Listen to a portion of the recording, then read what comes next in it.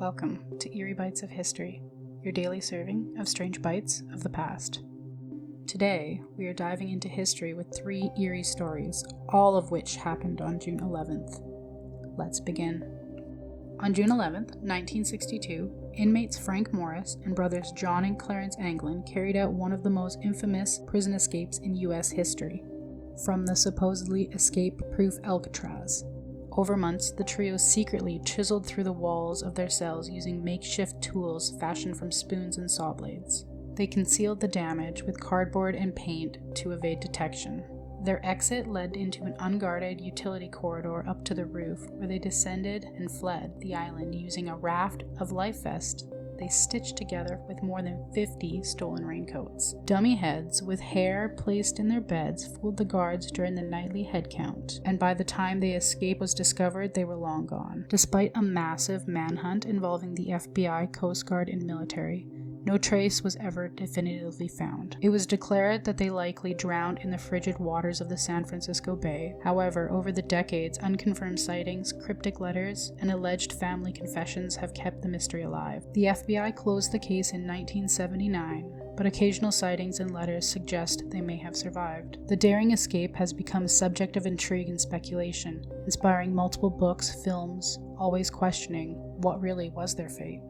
On June 11, 1955, tragedy struck the 24-hour Le Mans in France, an event meant to showcase the pinnacle of endurance in racing. At around 6:26, driver Pierre Lev, behind the wheel of the Mercedes-Benz 300 SLR, colliding at high speeds with the Austin Healey driver Lance Macklin. Macklin had served to avoid another car, causing Lev's vehicle to launch off the ramp-like part of his car. What followed was a scene of horror. Lev's car became airborne, disintegrating mid-air before smashing into the embankment. The car's engine block, hood, and axles were hurled against the grandstand, slicing through the tightly packed crowd, killing him instantly and 83 other spectators.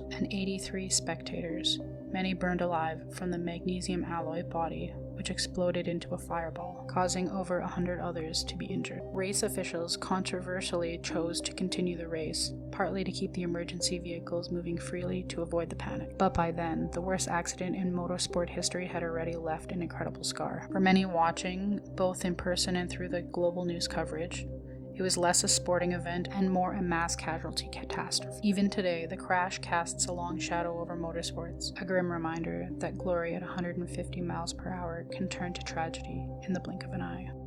On June 11, 1963, at a bustling intersection in Saigon, Vietnamese Ma Hun Nhan, Buddhist monk Thích calmly exited a car, walking to the center of the road near the Cambodian embassy, and sat in the lotus position. Surrounded by fellow monks and nuns, he was doused in gasoline. Without flinching, he struck a match and set himself ablaze. This was a silent protest against the violent persecution of the Buddhists by the Roman Catholic-dominated government. Crowds streamed in horror, but he did not move a muscle. Witnesses described the monk as eerily sincere while flames consumed his body, a still figure in a sea of chaos. His complete lack of physical reaction, even as the fire engulfed him, made everything seem surreal and almost supernatural. In just under 10 minutes, he had died, but not before his sacrifice etched itself permanently into history. The moment was captured by Associated Press photographer Malcolm Brown, whose haunting black and white photo became an icon of protest. The photo circulated around the world, shocking global audiences and placing immense international pressure on South Vietnamese regime.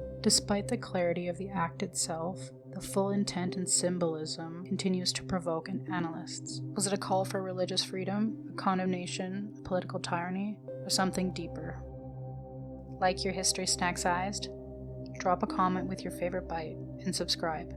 Join us daily for your eerie dose of the past.